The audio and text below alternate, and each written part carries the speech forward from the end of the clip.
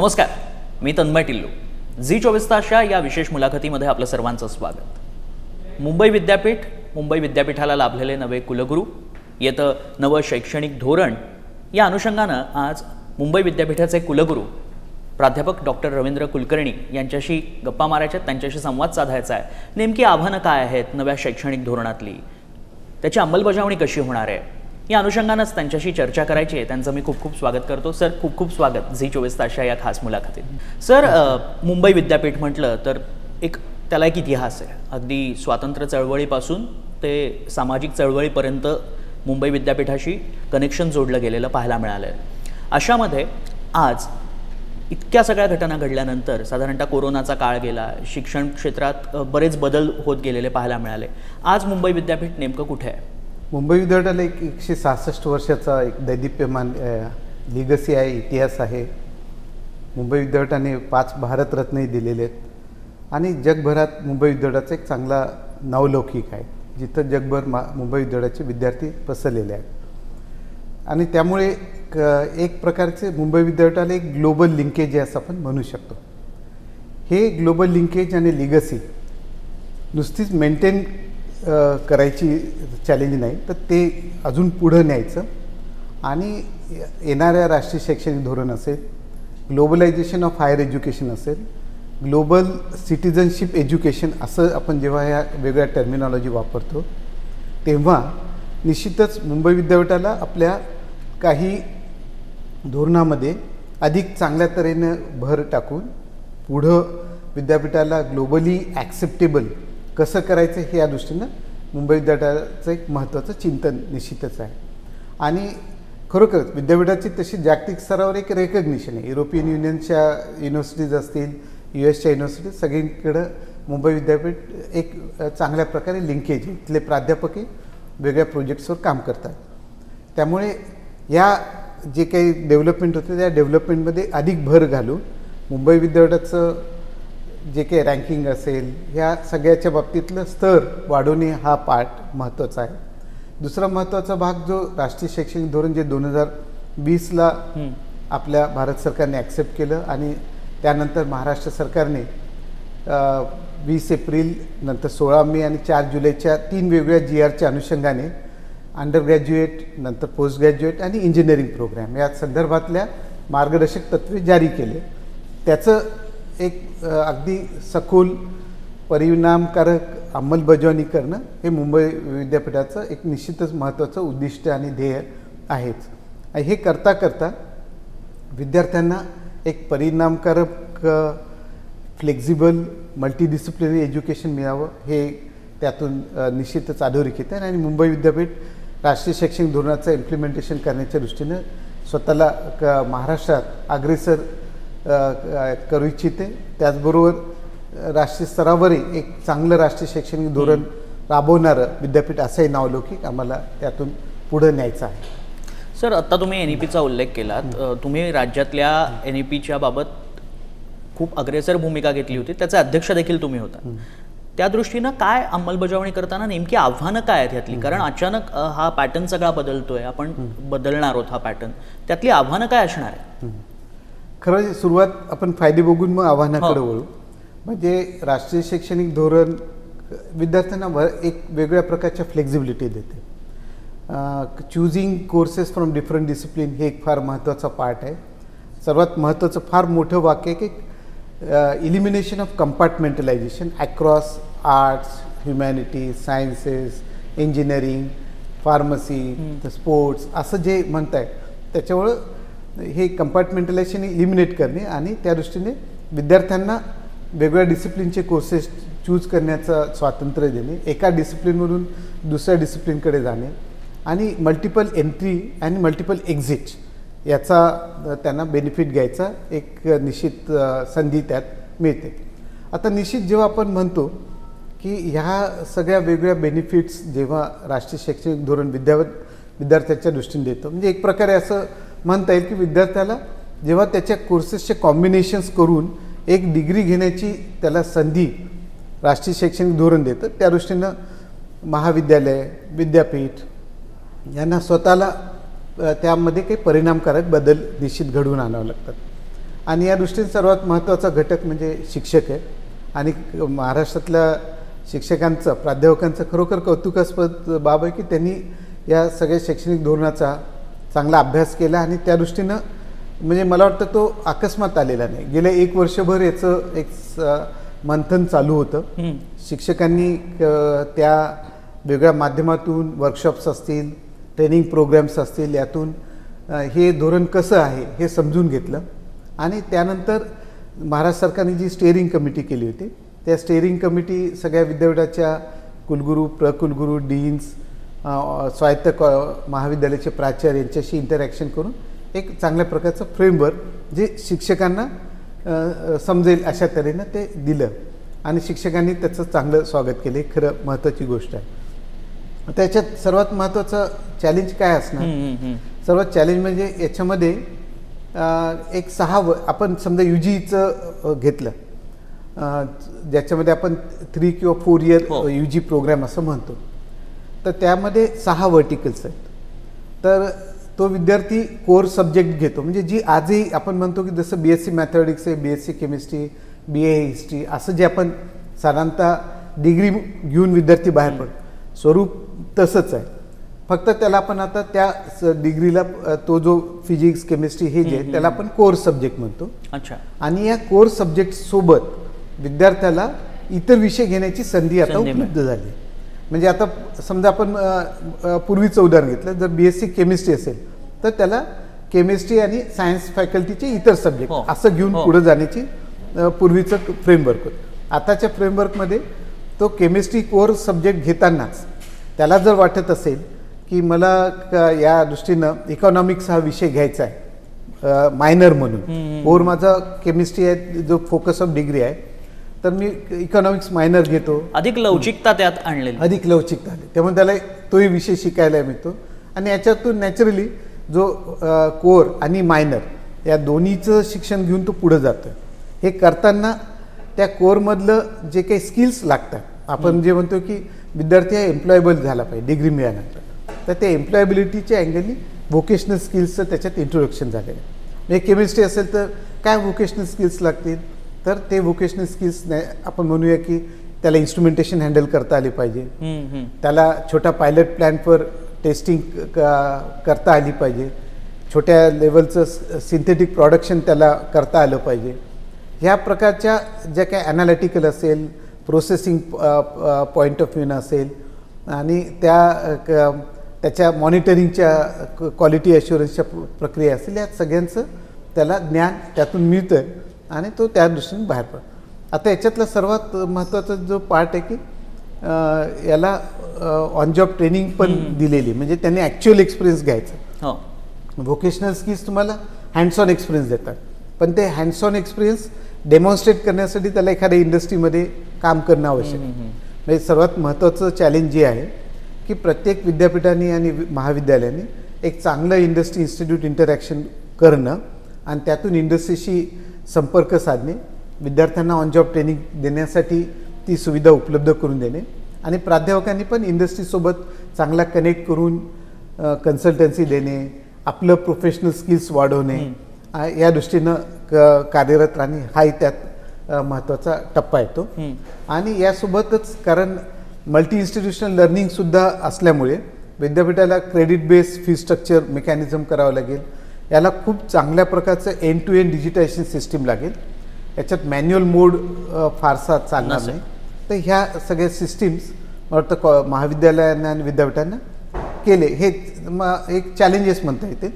आणि एक म्हणजे शिक्षकांच्या दृष्टीने एक चॅलेंज कसं असेल की मी केमिस्ट्रीच्या कोर विद्यार्थ्याला शिकवतोय, माझं नीड्स ऑफ टीचिंग वेगळी असेल आणि मी एखाद्या इतिहासाच्या विद्यार्थ्यांनी केमिस्ट्री जर मायनर विषय घेतला तर त्याला त्या केमिस्ट्रीचं काहीच बॅकग्राऊंड नाही, त्यामुळे मला त्याला शिकवताना एक वेगळ्या प्रकारचं स्किल लागेल. अच्छा.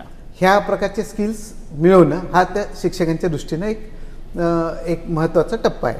आणि विद्यापीठांना एंड टू एंड डिजिटायझेशन करणं हे चांगलं म्हणजे एक दुसऱ्या प्रकारचं चॅलेंज आहे. हे चॅलेंजेस मला वाटतं सहज विद्यापीठ आणि महाविद्यालय तयार होत आहेत अगदी. आणि ते पार पाडतील असं मला सर आता तुम्ही हे सगळं सांगितलं, हे विजन पूर्णपणे मांडलं की नेमकं राष्ट्रीय शैक्षणिक धोरण नेमकं कसं असणार आहे आणि कसं राबवलं जाईल, त्यातली आव्हानं देखील आता तुम्ही सांगितलीत. पण त्याच दृष्टीनं आणखी एक प्रश्न उपस्थित होतो की सामाजिक परिप्रेक्ष्यातनं जेव्हा याकडे आपण बघतो तेव्हा शिक्षण कुठेतरी महाग होताना बघायला मिळतंय. मग अशामध्ये नवीन शैक्षणिक धोरण आल्यानंतर जो मागास वर्ग आहे, जो आदिवासी आहे, जो कष्टकरी वर्ग आहे, जो शेतकरी वर्ग आहे किंवा महिला वर्ग आहे, तो ह्यापासून कुठेतरी मागे राहील, त्याचा शैक्षणिक ह्याच्यातला भाग जो कमी होईल असं वाटतं? नाही, याच्यामध्ये राष्ट्रीय शैक्षणिक धोरणाचं जर तुम्ही NEPची मूळ पॉलिसी वाचली तर त्यात कायम एक शब्द वापरला गेला, इन्क्लुझिव्ह एज्युकेशन. म्हणजे याच्यामध्ये सोशली इकॉनॉमिकली किंवा सोशो इकॉनॉमिकली डिसॲडव्हान्टेज ग्रुप असं यांचा सर्वात प्राधान्याने विचार करण्याचं सांगितलं गेलेलं आहे.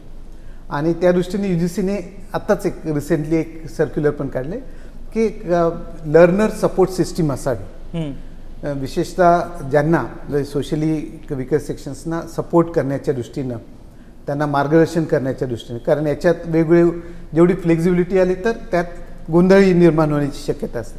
त्यामुळे त्यांना मार्गदर्शन करण्याची एक सिस्टीम असावी असं त्याच्यात स्पष्टपणे म्हणलेलं आहे.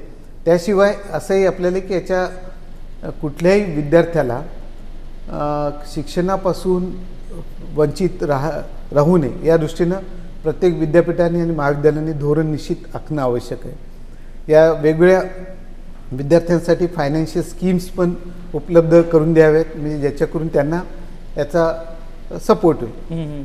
स्कॉलरशिप्स असल्या पाहिजेत.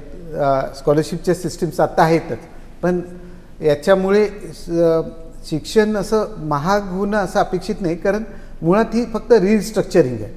म्हणजे आता उलटं आपण असं म्हणू शकतो की आता कसं होतं की सिंगल डिसिप्लिन इन्स्टिट्यूशन्स होत्या, म्हणजे एक एज्युकेशनची एक स्वतंत्र, लॉची स्वतंत्र, इंजिनिअरिंगचे स्वतंत्र, आर्ट्स सायन्स वेगळं, कॉमर्स वेगळं. इनफॅक्ट आता जेव्हा मल्टीडिसिप्लिन म्हणतो तेव्हा आपण या सगळ्यांचं कोलॅबरेशन अपेक्षित करतो. त्यामुळे utilisation of existing facilities would have been in much better way. त्यामुळे अपेक्षित आहे की खरं म्हणजे cost of education should go down अशी अपेक्षा आहे. कारण माझं म्हणजे मी समजा इंजिनिअरिंगचा आणि ह्युमॅनिटीचा विषय घेतो, तर इंजिनिअरिंग आणि ह्युमॅनिटीजच्या कॉलेजेसने एकत्र कोलॅबरेशन करून ते देणं आहे. त्यामुळे मी इंजिनिअरिंगचं इन्फ्रास्ट्रक्चर वापरते, ह्युमॅनिटीजचं वापरते. इन्फ्रास्ट्रक्चर युटिलायझेशन हे सिंगल डिसिप्लिन इन्स्टिट्यूशन्समध्ये जे होत नव्हतं, जे मल्टी डिसिप्लिन इन्स्टिट्यूशनमध्ये होईल असं अपेक्षित आहे. एक तुम्हाला एक छोटी आकडेवारी सांगतो, म्हणजे ज्याच्यावरून आपल्याला लक्षात येईल की साधारणतः आपल्या जो all India survey for higher education जो 2019 साली आला, त्यात साधारणतः म्हणले की 43,000च्या आसपास कॉलेजेस आहेत. आपण जर खरोखर या कॉलेजचं डिफरन्स हे बघितलं तर लक्षात येईल की ज्यांची म्हणजे 3,000 एक बेंचमार्क आहे की जो हा एक चांगला एनरोलमेंट असं आपण म्हणू. 3,000 एनरोलमेंटपेक्षा जास्त असलेले कॉलेज किती, तर संख्या खूप कमी आहे. आणि त्या मानाने काही कॉलेज असे पण आहेत की जे 100पेक्षा खाली एनरोलमेंट आणि काहींचे 500पेक्षा कमी. तर अशी संख्या दुर्दैवाने जास्त आहे. म्हणजे याच्यामध्ये तुमचं एज्युकेशनल रिसोर्सेस हे व्यवस्थित होत नाही, त्याच्यामुळे काही वेळा कॉस्टिंग वाढ. जेव्हा तुम्ही शेअरिंग होते, शेअर म्हणजे UGCचं एक दुसरं एक सर्क्युलर आहे की त्याच्यात त्यांनी सांगितलं की तुम्ही तुमचे रिसोर्सेस शेअर करा. माझ्या इन्स्टिट्यूटला एक चांगली लायब्ररी आहे, दुसऱ्या इन्स्टिट्यूटची दुसरी लायब्ररी आहे, आता माझ्याकडे इंजिनिअरिंगचे चांगले पुस्तक आहेत, त्यांच्याकडे ह्युमॅनिटीचे. हे दोन्ही जर विद्यार्थ्यांना उपलब्ध झाले तर ती एक शेअरिंग ऑफ फॅसिलिटी झाली. त्यामुळे cost of education it is expected to go down basically. आणि तसं व्हावं असं मला वाटतं मूळ अभिप्राय, अशी अपेक्षा करूयात आपण असंच होईल. सर पुढच्या प्रश्नाकडे येतो की मुंबई विद्यापीठाचा रँकिंगचा मुद्दा सातत्यानं समोर येतो. खरं तर 8 महिने कुलगुरुपद रिक्त होतं, 8 महिन्यांनी कुलगुरू पूर्ण वेळ मिळालेला आहे मुंबई विद्यापीठाला. जेव्हा ग्लोबल एज्युकेशन सिटिझनशिपचा उल्लेख तुम्ही मगाशी केलात, त्या अनुषंगानं मुंबई विद्यापीठाचं रँकिंग आंतरराष्ट्रीय पातळीवर वाढण्यासाठी काय करणं गरजेचं आहे? हां, खरं म्हणजे याच्यातलं मी एक महत्त्वाचा बाब सांगतो. रँकिंग कमी नाही झालेली, म्हणजे ग्लोबल रँकिंग ते सुधारण्यासाठी हो निश्चितच. म्हणजे गेल्या 3 ते 4 वर्षात मुंबई विद्यापीठ सातत्याने नॅशनली टॉप 100मध्ये आहेच आहे आणि ग्लोबली आता QS रँकिंग जर आपण 2024ची बघितली तर ते 751 ते 760 म्हणजे जी 1000च्या वर होती, 1000वरून आता पण 751 ते 760 1200 1200 होती, ते आता 751 ते 60 म्हणजे त्या अर्थाने झेप आहेच आहे. पण ती झेप पुरेशी आहे का तर निश्चित नाही. आता यासाठी काय केलं पाहिजे, यात आपण जर रँकिंग पॅरामीटर्सचा व्यवस्थित अभ्यास केला तर आपल्याला लक्षात येईल त्यातला सर्वात महत्त्वाचा पार्ट आहे परसेप्शन. ग्लोबल रँकिंगसाठी perception in under different categories हे फार महत्त्वाचं आहे. म्हणजे आपले विद्यार्थी पासआउट होऊन वेगळ्या कंपन्यात काम करत आहे, एम्प्लॉयर परसेप्शन येतं, पिअर परसेप्शन येतं, त्या अकॅडमिक्सच्या विश्वासार्हतेबद्दल परसेप्शन असतं. हे परसेप्शन ग्लोबली चांगलं व्हावं या दृष्टीनं विद्यापीठाला प्रयत्न करावे लागतील. म्हणजे एक प्रकारे आपण असं म्हणतो की we need to be a professionally better in branding the image of university of Mumbai असं आपल्याला करता आहे. अर्थात हा भाग परसेप्शनचा आहे, पण सर्वात बेसिक पार्ट आहे की आमचा परफॉर्मन्स चांगला पाहिजे. तर परफॉर्मन्स सर्वात महत्त्वाचं कशामध्ये, रिसर्च अँड प्रोफेशनल प्रॅक्टिसेसमध्ये. म्हणजे आमचं रिसर्च आउटपुट वाढलं पाहिजे, आमचं इंडस्ट्रीसोबतचा टायअप आणि प्रोफेशनल कन्सल्टन्सी देणे हा भाग वाढला पाहिजे. ह्या दोन याच्यावर जर आमची चांगलं केलं काम तर निश्चितच काम चांगलं. NRF रँकिंगबद्दल एक मी तुम्हाला गमतीशीर गोष्ट सांगतो. NRF रँकिंगचे तुम्ही जर पॅरामीटर वाईज बघितलं ना, जेव्हा तुम्ही पर्टिक्युलरली आउटरीच अँड इन्क्लुझिव्हिटीमध्ये जर चेक केलं तर त्यात तुम्हाला असं लक्षात येईल की state universities are far better than the national institutes. म्हणजे तुम्ही जो तो बघितला थर्ड याच्यात, तर स्टेट युनिव्हर्सिटी म्हणजे काय होतं आहे, स्टेट युनिव्हर्सिटीज किंवा मुंबई विद्यापीठ म्हणून state universities are providing education to masses. मासेसचं एज्युकेशन इन्क्लुझिव्ह वेने while carrying no compromise with excellence. हे जे महत्त्वाचं उद्दिष्ट ते स्टेट युनिव्हर्सिटीचं आहे. त्यामुळे स्टेट युनिव्हर्सिटीज हा कायम इन्क्लुझिव्ह मोडमध्येच काम करतात. अच्छा, त्यामुळे तो पॅरामीटर आपला स्ट्रॉंग आहे. म्हणजे तुम्ही जर कम्पॅरिझन केलं तर इव्हन IITsनं मागे आहे. आम्हाला पहिल्या 2 पॅरामीटर्समध्ये विशेषतः काम केलं पाहिजे की ज्याच्यात मी जसं म्हणलं की जे रिसर्च फुटप्रिंट आहे फॅकल्टीची, रिसर्च प्रोजेक्ट्स मिळवणे, त्यामध्ये साधारणतः सेंट्रल युनिव्हर्सिटीच्या तुलनेनं चांगला परफॉर्मन्स केला पाहिजे. मग आमची रँकिंग निश्चित वाढेल. पब्लिकेशन्सच्या बाबतीत आपण नॅचरल म्हणतो की ज्या पब्लिकेशन्सचे चांगल्या जर्नल्समध्ये होणे त्याचं सायटेशन खूप मोठ्या याने ॲक्सेप्टेबिलिटी, सायटेशन हे एक ॲक्सेप्टेबिलिटी ऑफ पब्लिकेशन्स सांगते अमंग्स पिअर. सायटेशन्स असेल आणि त्याचा जे काय IPR मिळवत आहेत प्राध्यापक, त्या IPRचं ॲक्च्युअल प्रोफेशनल कन्व्हर्जन. म्हणजे मी जर एखादं पेटंट मिळवलं तर त्या पेटंटचं त्या इंडस्ट्रीला युजफुल असं टेक्नॉलॉजी देणं आणि त्या टेक्नॉलॉजी देण्यामधून विद्यापीठाला एक प्रकारचं वेल्थ मिळवून देणं, पैसा मिळवून देणं हा त्यातला महत्त्वाचा. म्हणजे आता खरं म्हणजे पुढचं असं म्हणलं जातं की ज्यांचे IPR खूप स्ट्रॉंग, पेटंट राईट्स स्ट्रॉंग, तेवढं त्या विद्यापीठाचं स्टँडिंग आणि वेल्थ दोन्ही पण उंचावण्याची नॅचरली शक्यता वाढते. सर, NEP बद्दल आपण चर्चा करत असतानाच त्यात आणखी एक समावेश झालेला आहे, तो ABCचा. नेमकं हे काय आहे त्याबद्दल आम्हाला सांगा. हां, अकॅडमिक बँक ऑफ क्रेडिट ही खरं म्हणजे एक भारत सरकारच्या मिनिस्ट्री ऑफ एज्युकेशनचं त्यामार्फत ही कन्सेप्ट पुढे आलेली आहे. आणि एक व्हर्च्युअल एंटिटी आहे, व्हर्च्युअल स्टोअर हाऊस आहे असं म्हणता येईल, ज्याच्यामध्ये विद्यार्थी आणि इन्स्टिट्यूट रजिस्टर होतात.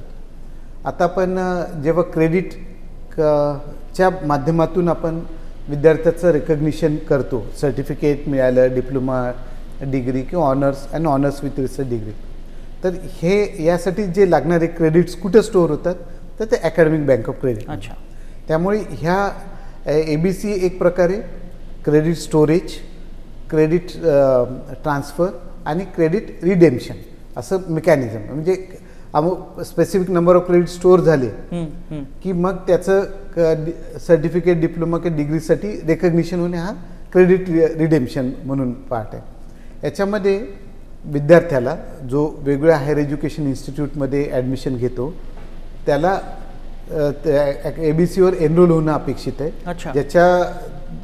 यासाठी फक्त त्याला एक साधारणतः एक आधार कार्ड आणि आधार कार्डला लिंक असलेलं मोबाईल या दृष्टीने जी काही रजिस्ट्रेशन करण्याचं मेकॅनिझम तसं खूप सोपं आहे. आणि तसंच हायर एज्युकेशन इन्स्टिट्यूशन ज्या डिग्री अवॉर्डिंग आहेत त्यांनी पण त्याच्यात रेकग्निशन आणि रजिस्ट्रेशन करणं आवडतं. म्हणजे ABCवर साधारणतः आपण म्हणू शकतो की 3 स्टेक होल्डर आहे. एक विद्यार्थी, एक डिग्री अवॉर्डिंग इन्स्टिट्यूशन्स आणि युनिव्हर्सिटीज आणि थर्ड आहे एम्प्लॉयर. अच्छा. हां, म्हणजे जे काही क्रेडिट्स तो विद्यार्थी मिळवतो आणि त्यानुसार हायर एज्युकेशन इन्स्टिट्यूट त्यांना डिग्री देते. या दोन्हीचं व्हेरिफिकेशन एम्प्लॉयरला निश्चित लागतं जेव्हा विद्यार्थी वेगवेगळ्या ठिकाणी जातात. त्यामुळे एम्प्लॉयर तो थर्ड जो आहे तो या दृष्टीने त्याला व्हर्च्युअली हे व्हेरीफाय करण्याचे एक ॲडिशनल मेकॅनिझम एम्प्लॉयरला उपलब्ध झालं आहे. याच्यामध्ये विद्यार्थी रजिस्टर झाला की त्याचा एक ABC ID क्रिएट होतो जो त्याला त्याच्या हायर एज्युकेशन इन्स्टिट्यूटला कम्युनिकेट करायचा आहे आणि हायर एज्युकेशन इन्स्टिट्यूटने त्या ABC IDवर ते क्रेडिट्स सक्सेसफुल कंप्लीट झाल्यानंतर त्याच्यात लोड करायचे. अच्छा. आणि त्यामुळे जसं आपण म्हणतो की मी बँकेत जातो आणि मग माझं पासबुक एंट्री केली की लक्षात आहे माझ्या किती पैसे माझ्याकडे आहेत, किती हे झाले, देवाणघेवाण पैसे झाली, हे या प्रकारचं जसं बँक असते तसंच क्रेडिट्स माझ्या अकाउंटला किती स्टोअर झाले आणि किती ते युटिलाइज झाले हे मला माझ्या अकाउंट्समधून इझिली कळतं. हे विद्यार्थ्यांना एक प्रकारे व्हर्च्युअल म्हणजे माहिती होण्याच्या दृष्टीने एक व्हर्च्युअल मेकॅनिझम तयार केले गेले. आता याच्यामध्ये साधारणतः 2021ला UGCनं गॅझेट काढलं आणि ABCला ऑफिशियल लॉन्चिंग केली आणि त्यानंतर मग सगळ्या अकॅडमिक इन्स्टिट्यूट रजिस्टर होणे, स्टुडंट एनरोलमेंट होणं असं सुरू झालं. याच्यात खरं म्हणजे अभिमानाची बाब ही आहे की ज्या टॉप 5 एनरोल्ड इन्स्टिट्यूशन्स आहेत आपण म्हणू की ज्यांच्या इन्स्टिट्यूशनचे विद्यार्थी जास्तीत जास्त ABCमध्ये एनरोल होतात याच्यामध्ये आपलं सावित्रीबाई फुले पुणे युनिव्हर्सिटी, मुंबई विद्यापीठ आणि आपलं नाशिकचं यशवंतराव चव्हाण मुक्त विद्यापीठ या तिन्ही याच्यात आहेत. अर्थात IGNOU आणि दिल्ली युनिव्हर्सिटी ह्या इतर 2 आहेत.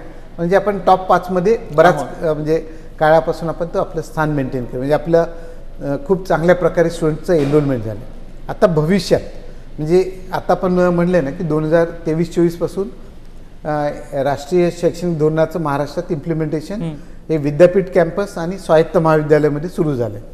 त्यामुळे येणारं जो पहिलं सेमिस्टर एक्झामिनेशन आहे त्या पहिल्या सेमिस्टर एक्झामिनेशन विद्यार्थी जेव्हा UG आणि PG NEPच्या द्वारे जेव्हा ते शिकतील आणि एक्झाम देतील तेव्हा जे काही क्रेडिट्स आहेत ते क्रेडिट्स त्या अकाउंट्समध्ये रिफ्लेक्ट व्हायला सुरुवात होईल. तो दुसरा टप्पा ABCचा या निमित्ताने सुरू होईल. आणि मग भविष्यात जेव्हा विद्यार्थी 1 वर्ष झालं दुसऱ्या इन्स्टिट्यूटला जायचं असेल तर त्याला फक्त ते क्रेडिट्स ट्रान्सफर करायला. हां, त्यामुळे ती सिस्टीम एक खूप चांगली आहे आणि विद्यार्थ्यांच्या दृष्टीनं खूप सोपी आणि सपोर्टिंग आहे. अगदी सांस्कृतिक क्षेत्रात तुम्ही म्हणताय की मुंबई विद्यापीठ टॉप करतंय आणि टॉप आहे सुद्धा. दुसरीकडे सर आयडॉलचा प्रश्न होता. आयडॉल संदर्भात कोरोनाचा काळ आपण बघितला आणि त्यानंतर ऑनलाईन गोष्टी व्हायला लागलेल्या पाहायला मिळाल्या. सगळ्याच बाबतीत आपण ऑनलाईन झालो. त्या दृष्टीनं आयडॉलला म्हणावा तसा प्रतिसाद मिळतोय आत्ता?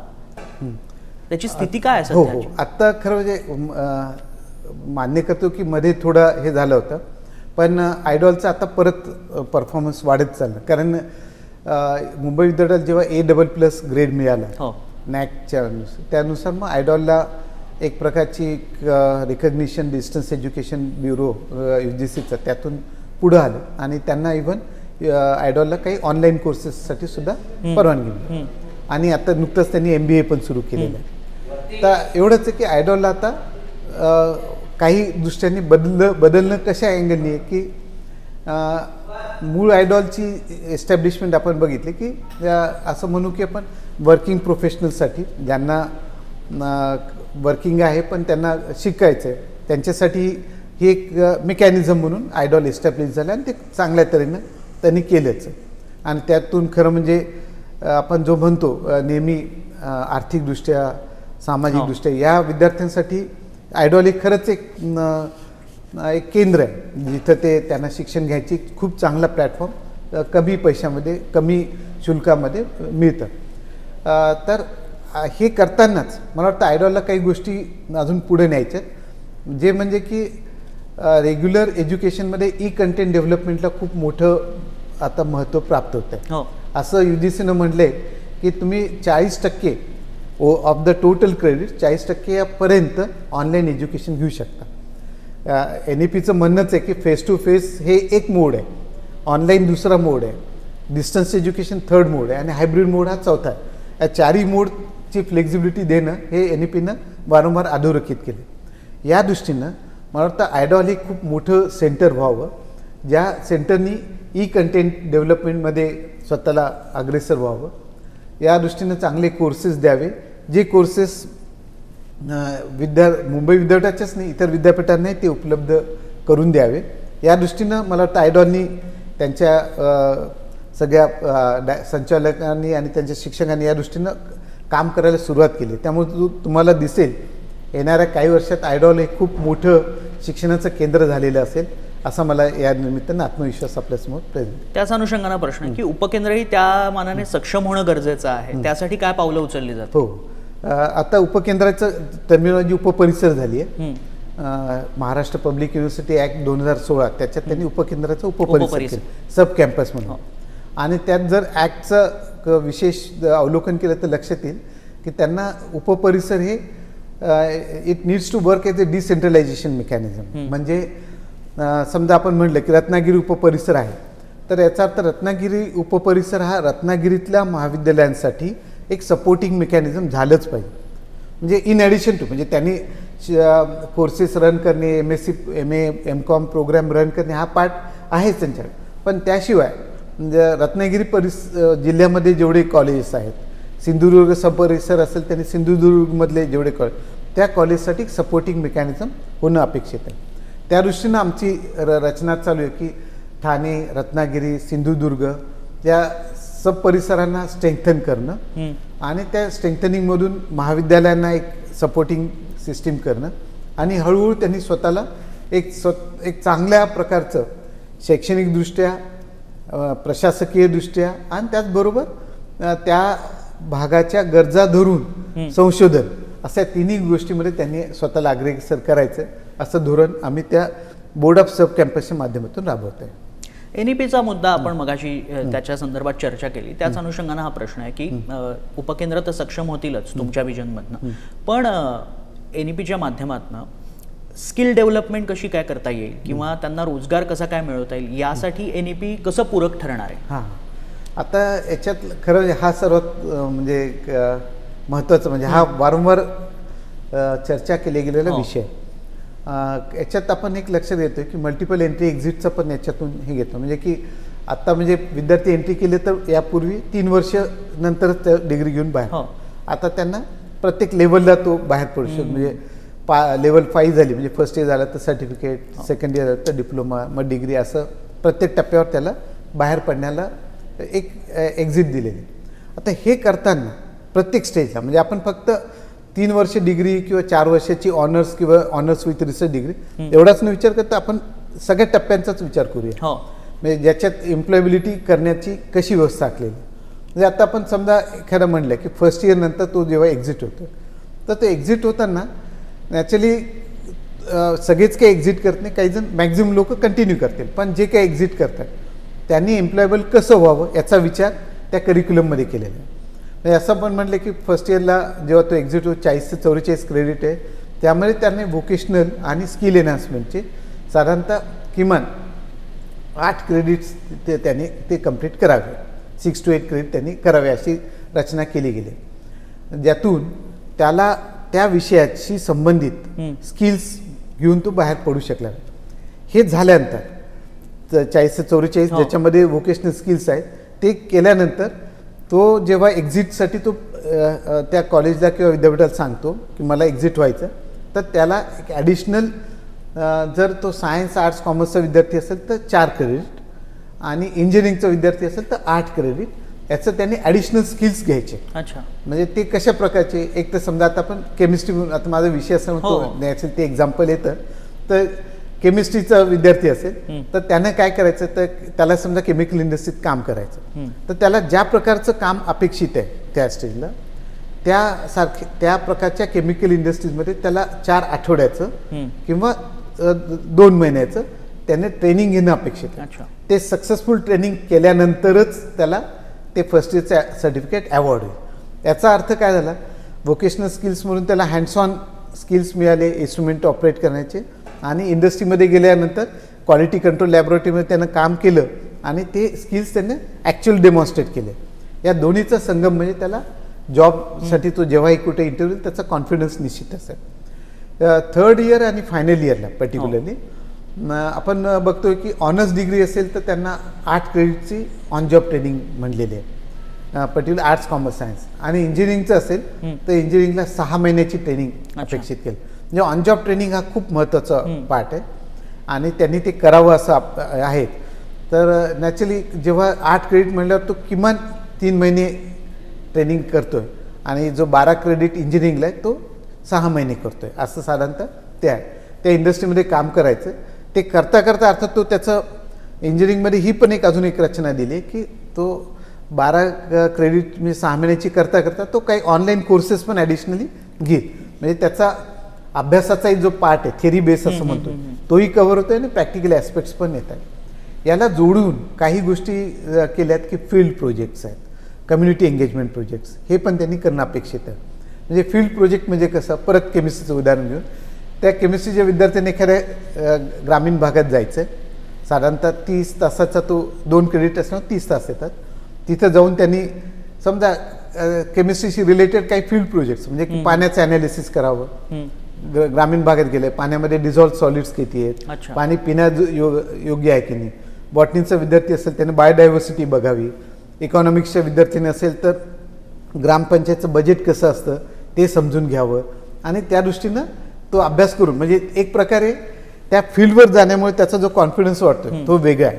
म्हणजे आत्ताचं एज्युकेशन हे क्लासरूम पुरतं मर्यादित नाही, बियॉन्ड क्लासरूम इतक्या मल्टिपल त्याच्यात ॲक्टिव्हिटीज आहेत की त्यामुळे त्याचे स्किल्स, लिडरशिप, ॲटिट्यूड किंवा त्याबद्दलचा कॉन्फिडन्स आणि बाकी ज्या सगळ्या कॉर्पोरेटच्या संबंधितच्या ज्या सगळ्या आवश्यक प्रोफेशनल बाबी ह्या सगळ्या तो अगदी सहजतेने मिळू शकेल अशा रीतीनं त्या करिक्युलमची रचना केली. त्यामुळे मला वाटतं हे जर अगदी व्यवस्थित फिलॉसॉफिकली जे सांगितले गेले ते परफेक्ट इम्प्लिमेंट झालं तर विद्यार्थी स्वतःचा चांगला कॉन्फिडन्स असेल आणि त्याला तो एम्प्लॉयबल होईल.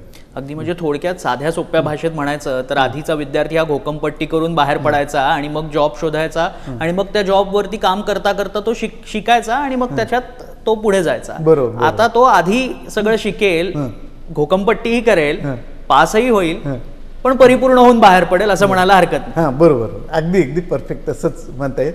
आणि म्हणजे इंडस्ट्रीची नेहमीची तक्रारी असे की आम्ही स्किल वर्कर्स मिळत नाही आणि जे काही मिळाले त्यांना आम्हाला 6 महिने ट्रेनिंग द्यावं लागतं आमचं. आता हा आपण असं म्हणूया की डे 1 पासून तो काम करू शकेल असा एम्प्लॉयबल विद्यार्थी इंडस्ट्रीसाठी मिळू शकेल. खरं तर जग वेगवान होत आहे आणि त्या अनुषंगानं शैक्षणिक धोरण बदलण्याची नितांत गरज होती. त्याला आता कुठेतरी सुरुवात झालेली आहे आणि लवकरच आपल्याला स्किल युक्त असा विद्यार्थी उपलब्ध होणार आहे विविध उद्योगांसाठी. उद्योग वाढले तर निश्चितच त्या शहराचं बळकटीकरण होतं, राज्याचं बळकटीकरण होतं आणि तेच देशाच्या प्रगतीला पूरक ठरणारं असतं. शैक्षणिक धोरण बदलतं आहे, कुलगुरूंची निवड झालेली आहे. साधारणतः मुंबई विद्यापीठाला 8 महिन्यांनी कुलगुरू मिळाले असले तरी विद्यापीठ आणि कुलगुरू कसे असावेत, त्यांचे निकष काय असावेत याचं डॉक्टर बाबासाहेब आंबेडकर आणि डॉक्टर धनंजय गाडगीळ यांनी 1927 मध्ये काही सूचना करून ठेवल्या होत्या. त्यालाच आता येत्या 4 वर्षात 100 वर्ष पूर्ण होतील. पण त्या अनुषंगानं आर्थिक आणि राजकीय विषमता त्यातली असलेली दरी कमी झाली आहे का हा देखील प्रश्न आहे. ती दरी कमी करण्याचं साधन आहे ते शिक्षण. त्यामुळे येत्या काळात शैक्षणिक धोरणात जे आमूलाग्र बदल होणार आहेत त्यासाठी आपल्याला तयार राहायचं आहे आणि त्याला सामोरं जातानाच त्याच्यात जे बदल होणार आहेत त्याकडे एका सकारात्मक दृष्टिकोनातून बघण्याची आवश्यकता आहे. सर, आज आपल्याला वेळ दिलात झी24 तासला, त्याबद्दल आपले खूप खूप धन्यवाद आणि पुढील वाटचालीसाठी तुम्हाला खूप खूप शुभेच्छा. धन्यवाद. विकासाचा ध्यास म्हणजे